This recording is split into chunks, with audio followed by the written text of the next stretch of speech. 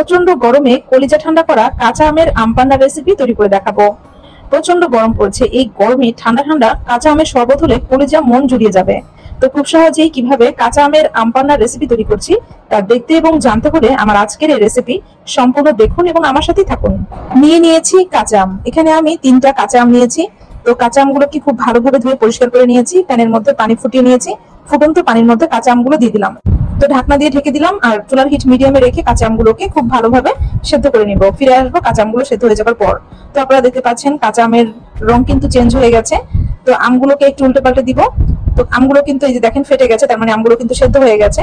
তো এই পর্যায়ে আমি আমগুলোকে পানি থেকে উঠিয়ে নিচ্ছি।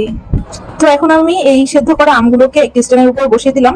চুলার হিট হাই হিটে করে দিয়েছি। এখন আমগুলোর যে খোসা আছে এই খোসাগুলোকে পুড়িয়ে নিচ্ছি। আমগুলো খুব ভালোভাবে পুড়িয়ে নিয়েছি, এখন আমি আমগুলোর খোসা ছাড়িয়ে নিচ্ছি। তো দেখতে পাচ্ছেন কত সুন্দর আমগুলো সেদ্ধ হয়েছে।